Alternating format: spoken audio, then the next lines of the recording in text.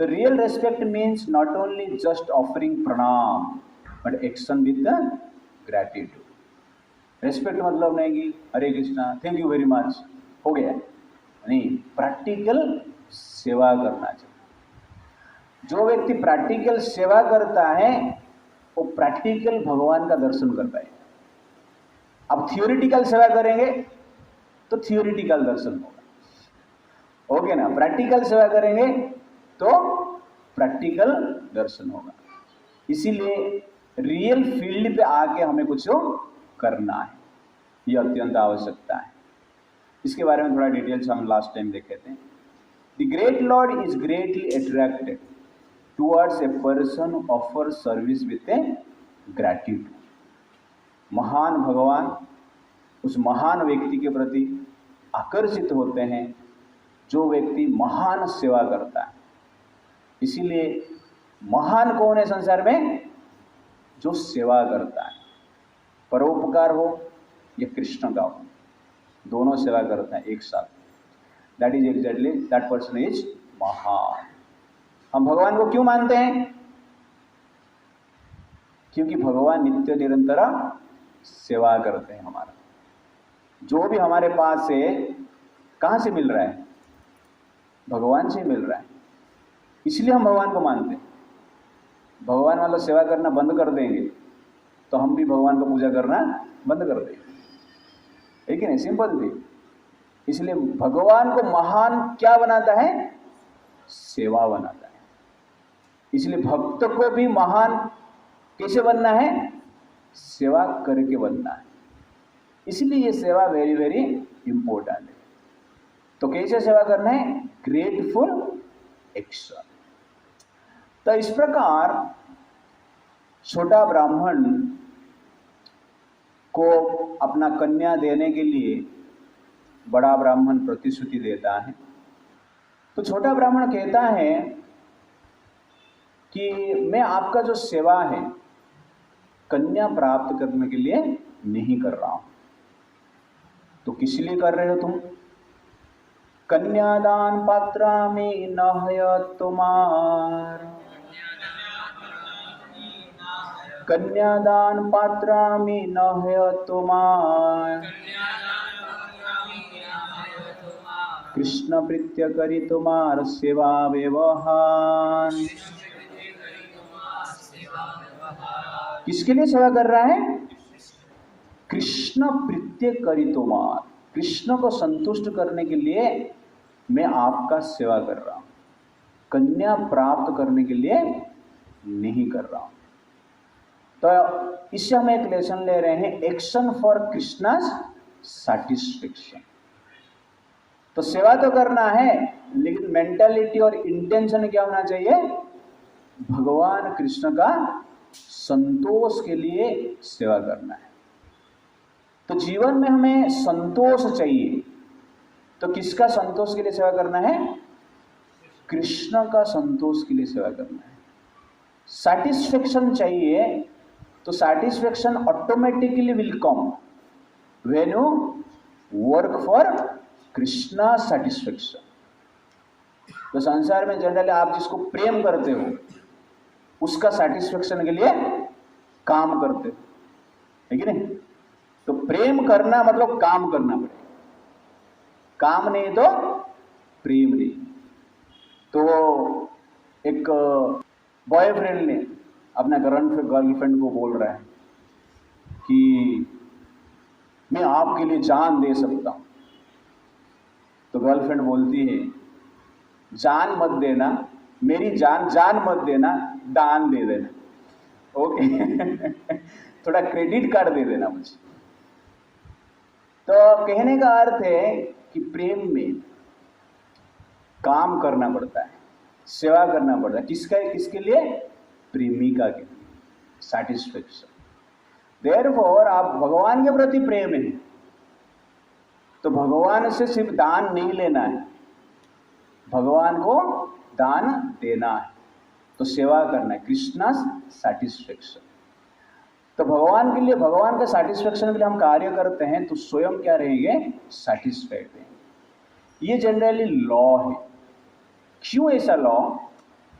क्योंकि संसार में हर व्यक्ति तो कुछ प्राप्त करने के लिए प्रयास करता है, किंतु हम देख रहे हैं कि नेचुरली जितने भी धन लोगों के पास है, पावर है, पोजीशन है, उससे लोग संतुष्ट नहीं। इसका मेन कारण क्या है? जहां से संतोष प्राप्त होता है उसके थ्रू हम नहीं करते। आपको खाना खाना है तो जनरली खाना खाएंगे तो मजा किस में आएगा? किसके थ्रू खाना खाएंगे तो मजा आएगा? जीवा के थ्रू खाएंगे तो मजा आएगा। डायरेक्ट खट्टा करके पेट में भरेंगे, मजा आएगा? पेट भर जाएगा लेकिन आनंद नहीं मिलेगा। तो ठीक उसी प्रकार आप सेवा जब कर रहे हो, मन में विचार क्या होना चाहिए? कृष्ण का सैटिस्फैक्शन के लिए मैं सेवा कर रहा हूं, भगवान कृष्ण का संतोष के लिए मैं सेवा कर रहा हूं। तब इस प्रकार भाव से जब हम करते हैं तो इन रियलिटी हमें सैटिस्फैक्शन मिलता है। और इस प्रकार भाव का मूल कारण क्या है? निस्वार्थ होना चाहिए। तो स्वार्थ को जब छोड़ते हैं, परमार्थ का संतोष के लिए कार्य करते हैं, तब जनरली हमें क्या मिलता है? संतोष प्राप्त होता है, सैटिस्फैक्शन मिलता है। इसीलिए ये सैटिस्फैक्शन कोई अचीवमेंट नहीं है। Satisfaction is not a achievement, satisfaction is a decision. आप कहोगे कि मुझे ये मिलने के बाद मैं संतोष हो जाऊंगा, ये प्राप्त होने के बाद मुझे संतुष्टि मिलेगा, वो प्राप्त होने के बाद आपका लोभ बढ़ जाएगा और कुछ आपको चाहिए। इसीलिए satisfaction is not a achievement, satisfaction is a decision. तो कहने का अर्थ है कि जो प्राप्त है वो पर्याप्त है, जो प्राप्त है वो पर्याप्त है, तब आपका दुख का समाप्त है। आप जो प्राप्त हो आपके लिए वो पर्याप्त नहीं है तो आपका दुख का समाप्त है ही नहीं। इसीलिए जो मिल रहा है उससे संतुष्ट रहिए, लेकिन वो संतुष्ट रहने के पीछे हमारा मेंटालिटी भी क्या होना चाहिए कि भगवान का सेवा के लिए मैं कुछ कर रहा हूं, इस प्रकार भावना होना चाहिए। इस प्रकार कहा जाता है जो आप चाहते हो वो आपको मिल जाता है तो उसको सफलता कहते हैं। जो आप चाहते हो वो आपको मिल जाता है उसको सफलता कहते हैं। जो आपको मिल जाता है उसको चाहने लगते हो उसको संतोष कहते हैं, सैटिस्फैक्शन कहते हैं। तो इस फॉर्मूला से हमें जीना है। इसको कहते हैं यदृच्छा लाभ संतुष्ट। जो अति सहज से मिल रहा है, भगवान की कृपा से मिल रहा है, उससे संतुष्ट रहना। क्योंकि हम निस्वार्थ पर सेवा कर रहे हैं ना, तो निस्वार्थ पर सेवा से चाहत नहीं रहता है। जो मिलता है उससे हमारा चाह बढ़ जाना चाहिए। That is exactly science of secret of satisfaction. तो ये ब्राह्मण के पास कुछ स्वार्थ नहीं था। छोटा ब्राह्मण के पास, बड़ा ब्राह्मण का कपड़ा धोता था, बड़ा ब्राह्मण के लिए भोजन बनाता था, बड़ा ब्राह्मण को खिलाता था। जो भी सेवा होना चाहिए तो बड़ा ब्राह्मण के लिए छोटा ब्राह्मण करता था। There is no other way to attain Krishna than serving Vaishnava. तो भगवान कृष्ण को प्राप्त करना है, जीवन का लक्ष्य क्या है? वैकुंठ जाना है। तो उस वैकुंठ जाने के लिए जो माध्यम है, सबसे बड़ा माध्यम क्या है? सेवा। वैष्णव की सेवा करना है। तो वैष्णव का जब हम सेवा करते हैं भगवान संतुष्ट होते हैं, और भगवान की संतुष्टि से जनरली भगवान क्या करते हैं? हमें वैकुंठ के लिए रिक्रूटमेंट करते हैं, एलिजिबिलिटी हमें प्राप्त होता है, सर्टिफिकेट मिलता है। इसीलिए संसार में हर व्यक्ति सेवा कर रहा है ना। प्रभुपाद जी जनरली कहते हैं, if you don't serve God we will serve dog. Right है ना? भगवान का सेवा हम नहीं करेंगे तो कुत्ते बिल्ली का सेवा करेंगे। किसका घर पे कुत्ता है? Raise your hand. यहाँ पे कोई है? किसके घर पे कुत्ता है? नहीं। तो अब देखिए कुत्ता का नेचर कैसा है।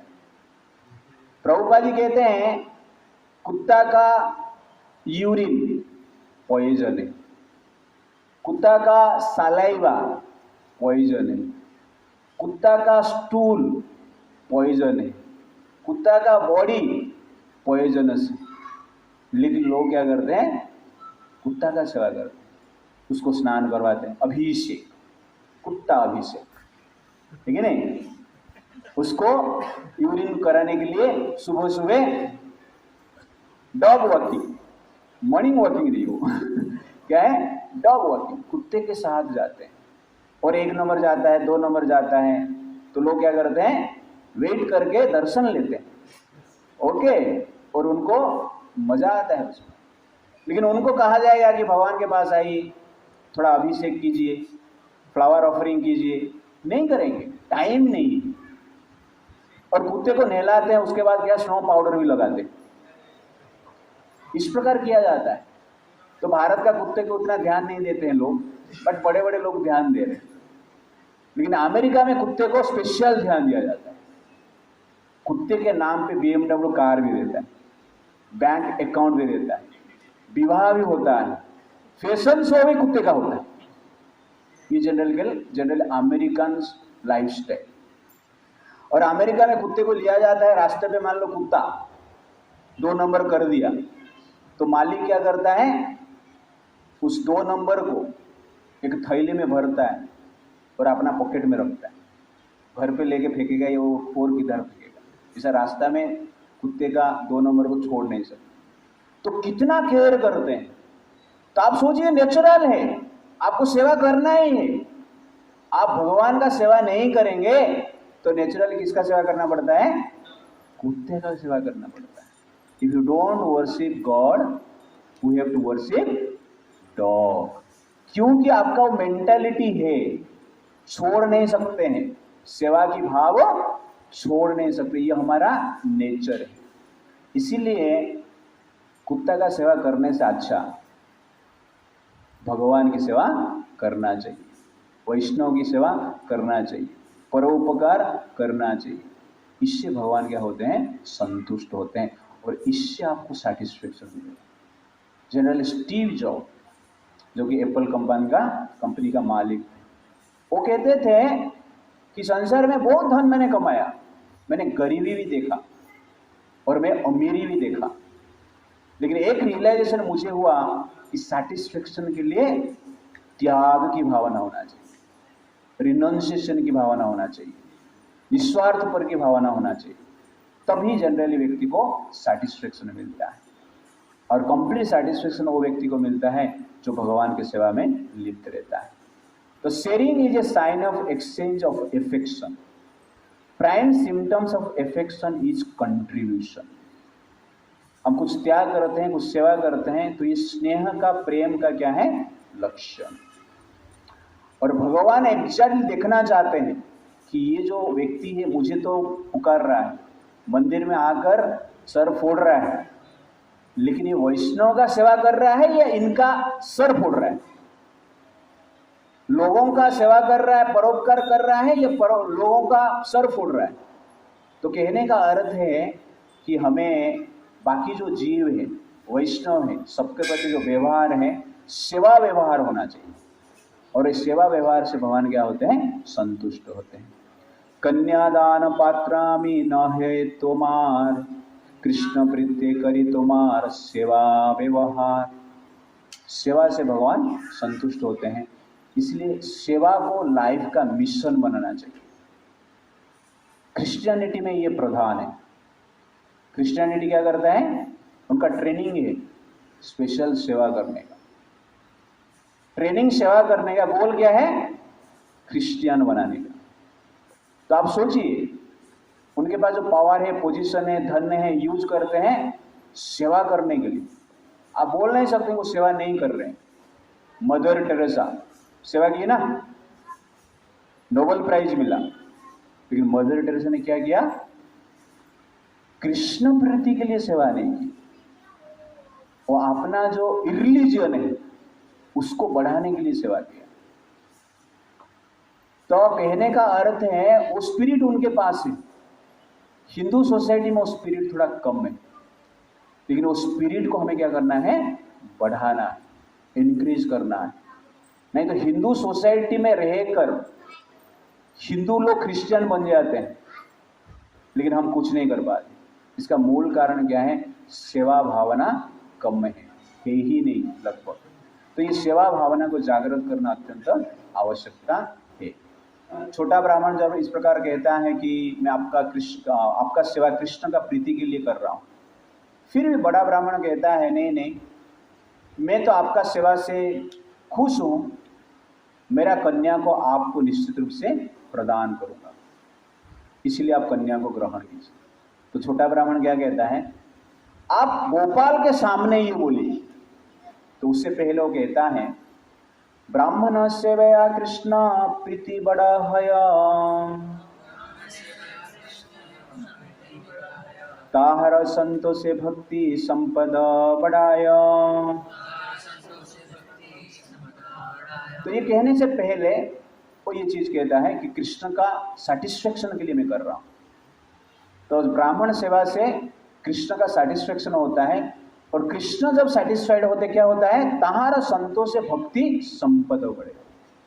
तो भगवान के संतोष से भक्ति का संपत्ति, गुड क्वालिटीज डेवलप होता है। तो आप हमारा हृदय में सहनशीलता की भावना होना चाहिए, दया की भावना होना चाहिए, प्रेम की भावना होना चाहिए, त्याग की भावना होना चाहिए। लेकिन ये जो क्वालिटी कहाँ से आता है, कृष्ण के सेवा से आता है, वैष्णव की सेवा से आता है। तो वैष्णव सेवा से फल क्या मिलता है, साधु संत के सेवा से फल क्या है, साधु क्वालिटी मिलता है। अब जिस पेड़ को सेवा करेंगे उस पेड़ से आपको क्या मिलेगा, उसी प्रकार की फल मिलेगा। बबुल का पेड़ को सेवा करेंगे तो क्या मिलेगा, बबुल का फल मिलेगा। मैंगो का पेड़ को सेवा करेंगे तो मैंगो का फल मिलेगा। वैसे ही दुरात्मा का सेवा करेंगे तो दुरात्मा का गुण मिलेगा, और एक महात्मा का सेवा करेंगे तो महात्मा के गुण प्राप्त होगा। इसको कहते हैं दैवी संपद, भक्ति संपद कहते हैं। तो इस प्रकार की अच्छी क्वालिटी प्राप्त करना है तो क्या करना चाहिए, हमें वैष्णव का सेवा करना चाहिए। तो पहले ब्राह्मण का सेवा किया जाता था, आदर सत्कार से किया जाता था। पहले पॉलिटिशियन जो थे ब्राह्मण का सेवा करते थे। आजकल पॉलिटिशियंस क्या कर रहे हैं, इफ्तार पार्टी दे रहे हैं, है कि नहीं, इफ्तार पार्टी। तो रमजान में इफ्तार पार्टी देते, जैसे बड़े बड़े ब्राह्मण हैं, वो साधु संत हैं, अनेक प्रकार के अन्याय अत्याचार करके जीते हैं, पाप पूर्ण जीवन जीते हैं, और उनको पॉलिटिशियन क्या करते हैं, इफ्तार पार्टी देते हैं। ये जनरली आजकल के राजनीति है, सेवा की प्रकाश। बट इन रियलिटी क्या है कि दैवी संपत्ति उससे बढ़ता नहीं। तो इफ्तार पार्टी देंगे तो उन लोग का क्वालिटी उस पॉलिटिशियन के बीच में आएगा, और पॉलिटिशियन से इसी हो जाते हैं, उसी प्रकार की क्वालिटी उनको मिलता है। तो इसीलिए जिसका आप सेवा करते हैं उसका गुण आपको मिलता है। तो आप सोचिए मत कि सेवा एक छोटा चीज है। जिस व्यक्ति का आप सेवा करेंगे उसी प्रकार की क्वालिटी हमें प्राप्त होगा। इसीलिए सेवा से पहले आप सोचिए कि किसका सेवा हम कर रहे हैं। That is very very important. तो bhakti is a business to increase bhakti sampad which protect one from greatest विपद। तो भक्ति संपद मतलब अच्छी क्वालिटी, डिवाइन क्वालिटीज प्राप्त होता है, जो कि संसार का बड़े बड़े विपत्ति से, जन्म मृत्यु जरा व्याधि, इसका विपत्ति से हम क्या करते हैं, बचते हैं। तो God helps who helps his devotee. अभी तक आप लोगों ने सुना था God helps who help himself, अभी उल्टा है, God help who helps his devotee. तो भगवान का भक्त का सेवा करते हैं या हम परोपकार करते हैं तो उस व्यक्ति को जनरली भगवान क्या करते हैं, सेवा करते हैं। It's like that. इसके पश्चात वो छोटा ब्राह्मण कहता है, छोटा विप्रवले ठाकुर तुम्ही मोरे साखी,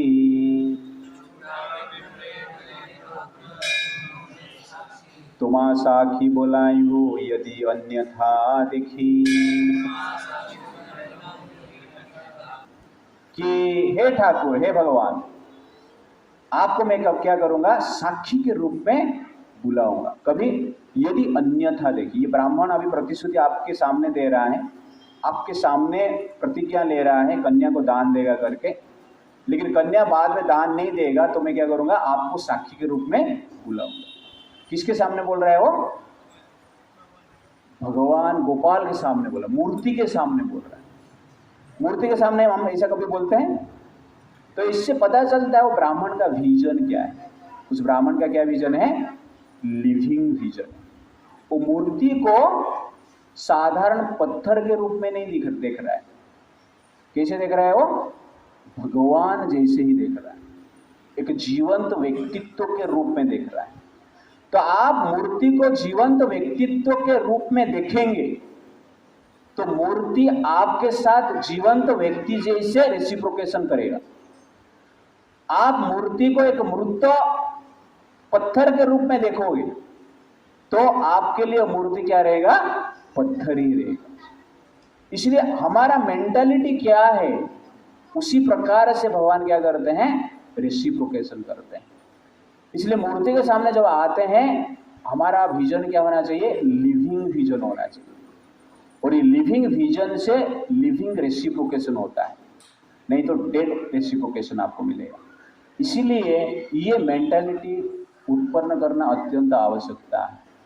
तो भगवान का जो डीटी है वो जनरली एक पत्थर नहीं है, लकड़ी नहीं है, वो स्वयं क्या है? भगवान है। इसी प्रकार की फेथ होना चाहिए।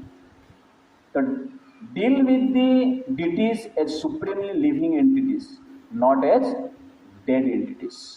तो डीटी के साथ एग्जैक्टली हमें लिविंग जीवंत व्यक्ति के रूप में ग्रहण करना चाहिए, एक साधारण पत्थर और लकड़ी के रूप में ग्रहण नहीं करना चाहिए।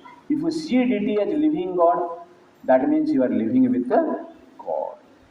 अब भगवान मूर्ति को एक जीवंत रूप में देख रहे हो, इसका अर्थ है आप भगवान के साथ ही जीवंत भाव से जी रहे हैं। अदरवाइज अपना जो रिलेशनशिप है भगवान के प्रति वो इतना जीवंत नहीं है, इतना लाइव नहीं, वो डेड रहेगा। तो ये जनरली डिपेंड करता है भगवान के साथ आपका क्या रेसिप्रोकेशन हो रहा है। तो इसीलिए डीटी को जब हम देखते हैं लिविंग विजन के साथ हमें देखना चाहिए। तो उसके पश्चात वो ब्राह्मण भगवान को साक्षी रखता है और साक्षी रखकर दोनों ब्राह्मण वहाँ से वृंदावन से विद्यानगर में लौट के आ जाते हैं।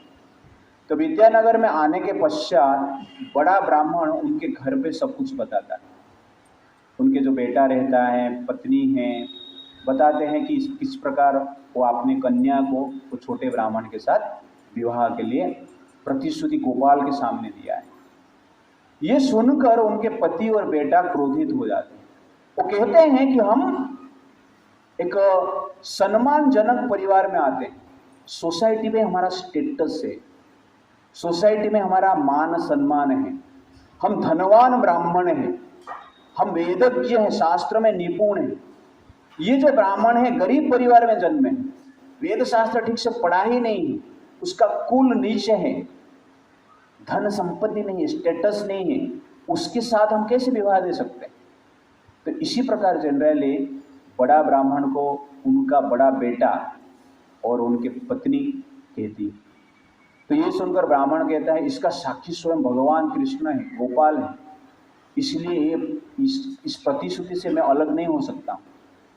तो उसके पश्चात उसका पति, पत्नी और बेटा क्या कहते हैं? आप हमारा बात नहीं मानेंगे तो हम लोग सुइसाइड कर लें। ये सबसे बड़ा अस्त्र शस्त्र है। फैमिली लाइफ में क्या है, जनरली जो स्त्रियां हैं, पत्नी हैं, उनका सबसे बड़ा अस्त्र है और सस्ता अस्त्र क्या है? सुइसाइड कर लूँगा। आप कुछ नहीं करेंगे तो हम क्या करेंगे? सुइसाइड करेंगे। तो इसी प्रकार जनरली लोग कहते हैं और डर के मारे पुरुष जो है ठीक है तुझे जो करना है कर ले, लेकिन सुइसाइड मत करना। तो ये जनरली देखा जाता है और पहले से ही आया है, ये शास्त्र में लिखा है। इस प्रकार डराया, वो डराया तो ब्राह्मण क्या है? डर गया और डर कर चुप रहा, लेकिन भगवान को प्रार्थना किया। भगवान को प्रार्थना किया कि आप मेरा प्रतिश्रुति भी रखिए, उसके साथ साथ मेरा परिवार को भी बचाइए। इस प्रकार कहता है। उस समय पे उसका बेटा कहता है आप चिंता मत कीजिए, इतना टेंशन मत लीजिए, वो ब्राह्मण आएगा तो आप बता देना कि आपको कुछ याद ही नहीं, बाकी मैं संभालूंगा, चिंता मत करो।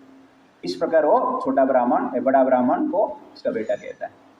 1-2 महीना बीत जाता है, 3 महीना बीत जाता है, बड़ा ब्राह्मण कुछ बोलते ही नहीं है। छोटा ब्राह्मण घर पे आ जाता है और घर पे आकर बड़ा ब्राह्मण को पूछता है, अरे आपने तो बोला था कि बेटी के साथ विवाह करवाना है, उसका बातचीत ही कुछ नहीं कर रहे हो आप, क्या हुआ?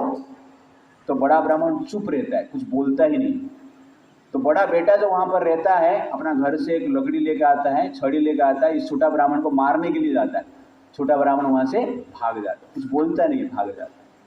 तो बड़ा बेटा क्या सोचता है, ये डर गया, अभी कन्या हमारा घर पे ही रहेंगे, हमारा इच्छा से शादी करवाएंगे। ये छोटा ब्राह्मण डर के भाग गया। नेक्स्ट डे ये छोटा ब्राह्मण सरपंच को लेकर आता है घर पे, पंचायत को बुला के लेकर आता है और गांव वाले को भी बुला के लेकर आता है और कहता है ये बड़ा ब्राह्मण ने मुझे प्रतिश्रुति दिया है उसका कन्या को विवाह करने के लिए, अभी मना कर रहे हैं, इसलिए आप कुछ कीजिए।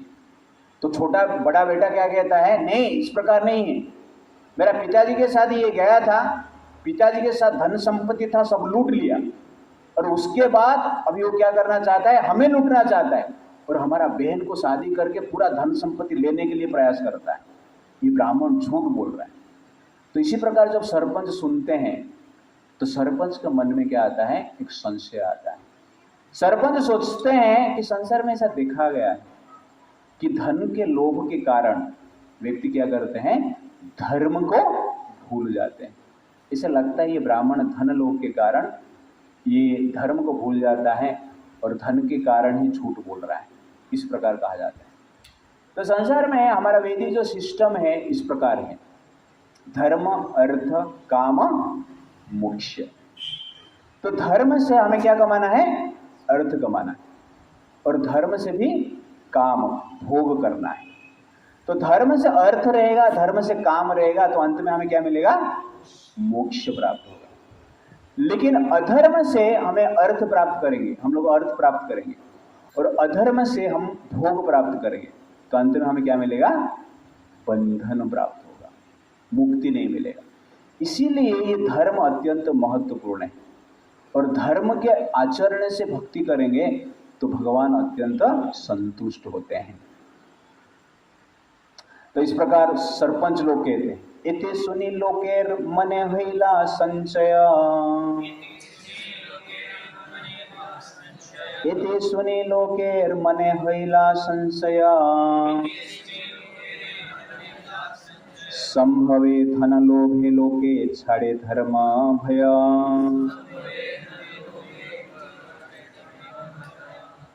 तो ये सब सुनने के पश्चात सब लोगों ने संशय किया, जैसे मैं आपको बोला कि धन के लोभ से धर्म का भय छोड़ देते हैं।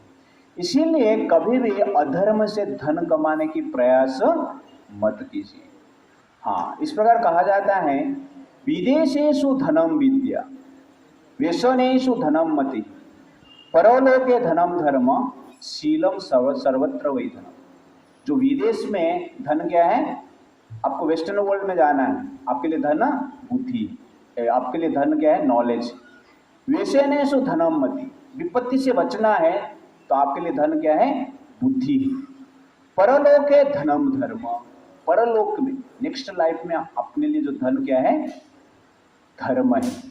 शीलम सर्वत्र वही धनम, और अच्छे व्यवहार क्या है, आचरण हर स्थान पे धन है। तो कहने का अर्थ है, मेन पॉइंट यहाँ पर, परलोके धनम धर्म, परलोक में जो है धन क्या है, धर्म है। इसीलिए नेक्स्ट लाइफ के लिए हमें जीना चाहिए। सब लोग फ्यूचर के लिए जीते हैं ना, तो फ्यूचर को आपको ब्राइट करना है तो प्रेजेंट में धर्म का आचरण करना है, वो अत्यंत आवश्यकता है। वो धर्म का आचरण करते हैं तो फ्यूचर अपने आप ब्राइट रहता है और फ्यूचर में जो भविष्य है ठीक रहता है। तो भविष्य में अनेक प्रकार की यंत्रणा हमें मिलता है क्योंकि हम धर्म को प्राप्त फॉलो नहीं करते हैं। तो shraddha is the wealth by which one can chase and purchase God who is beyond the power of wealth. तो श्रद्धा मतलब यहाँ पर जनरली धर्म है, कृष्ण के प्रति, धर्म के प्रति भी श्रद्धा होना चाहिए। तो इससे जनरली हम भगवान को भी प्राप्त कर सकते हैं। 6 पॉइंट, तो ये ब्राह्मण जो पंचायत के सामने बोलता है, पंचायत वाले क्या कहते हैं, सोचते हैं ऐसा कि धर्म के भय के कारण इस प्रकार धन के भय के कारण धर्म को छोड़ दिया है। लेकिन छोटा ब्राह्मण क्या कहता है, नहीं, मैंने इस ब्राह्मण को कहा कि आपका कुल बहुत महान है, आप धनवान हैं, मैं गरीब हूँ, आपके बेटी के साथ मेरा विवाह हो नहीं सकता है। फिर भी वो गोपाल के सामने साक्षी लिया, गोपाल को प्रतिश्रुति दी, इसका साक्षी गोपाल है। तो इस प्रकार वो ब्राह्मण कहता है, यही वाक्य साक्षी मोर अच्छे महाजन, यार वाक्य सत्य करी माने त्रिभुवन।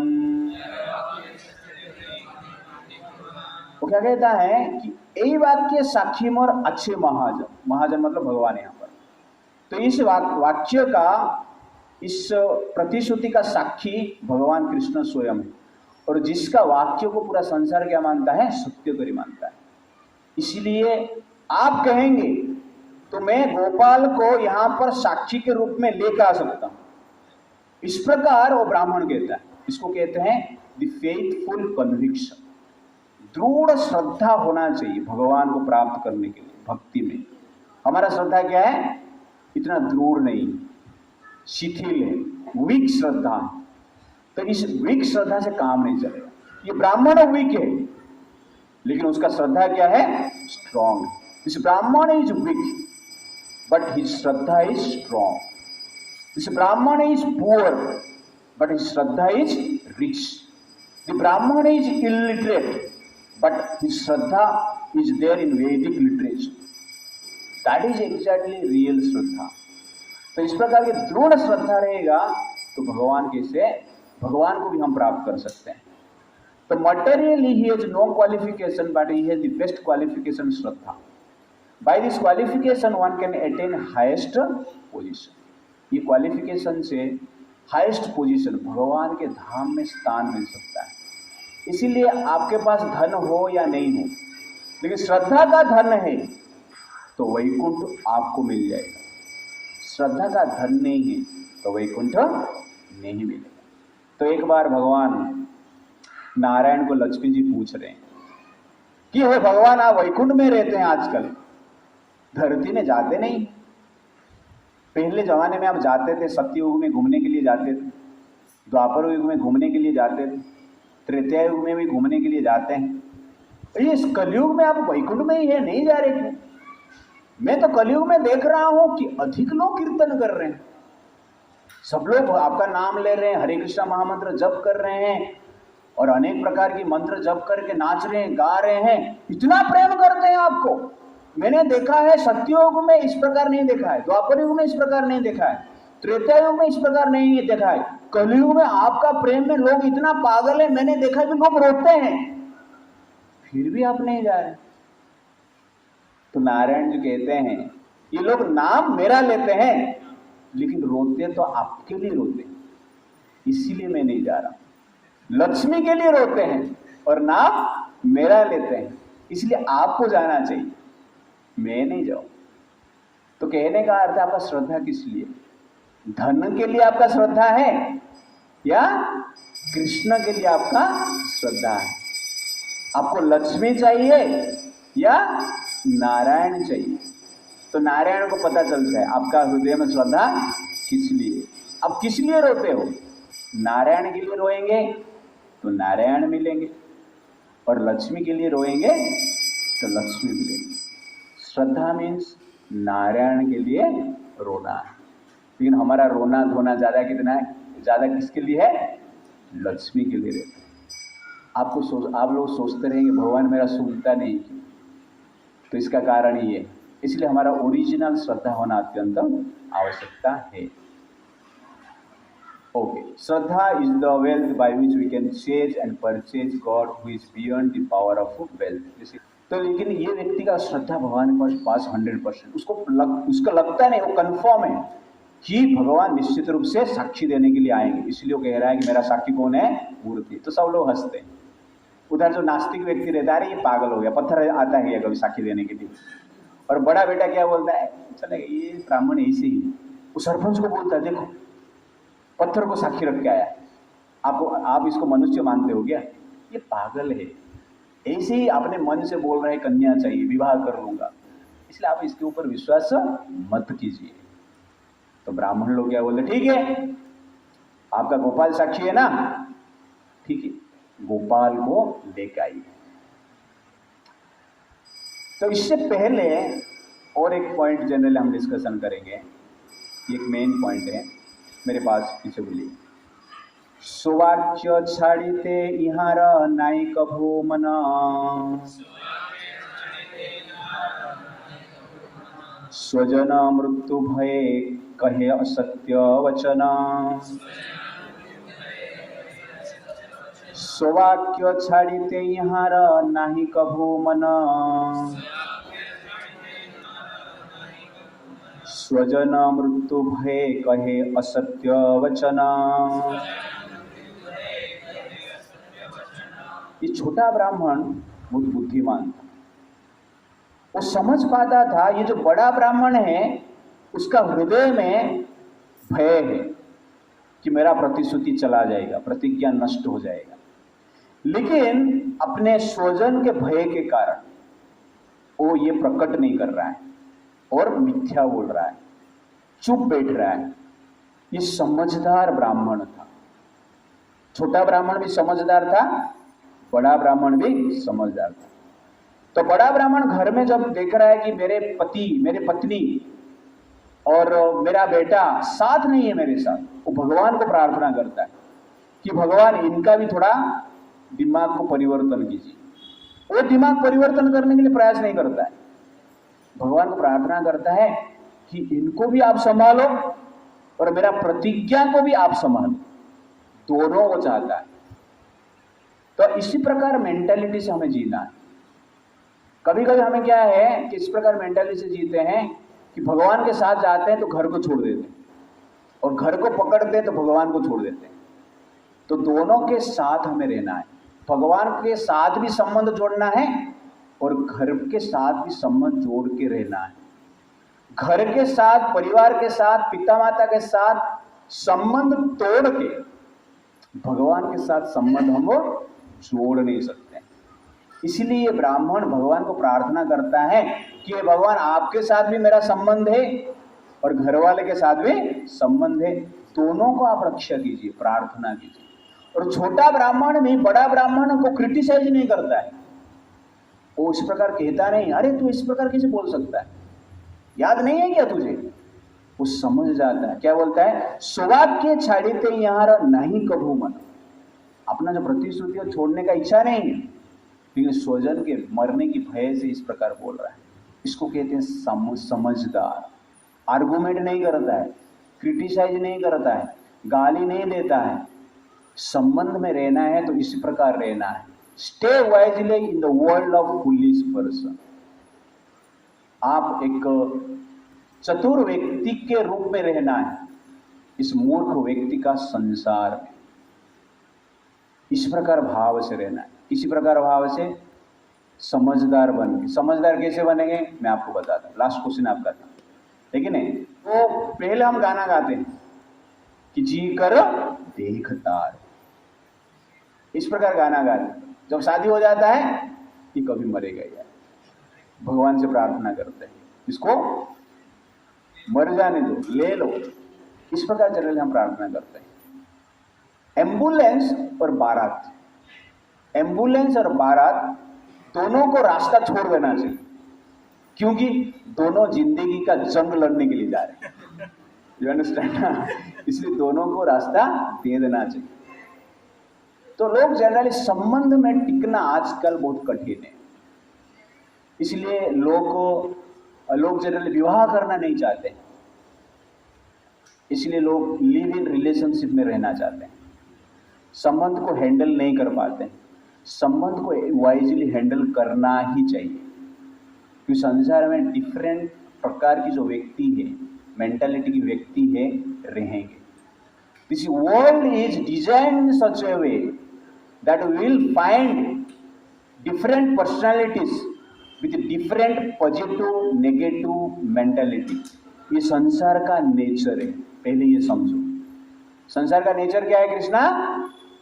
कृष्णा ने संसार इस प्रकार बनाया। कृष्णा कि संसार में नेगेटिव और पॉजिटिव मेंटालिटी का लोग रहेंगे ही रहेंगे, और आपके साथ में रहेंगे, आपका परिवार में रहेंगे।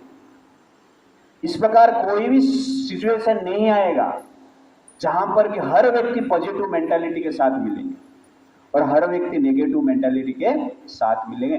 दोनों का साथ आप संसार में देना पड़ेगा और उनके साथ ही रहना पड़ेगा।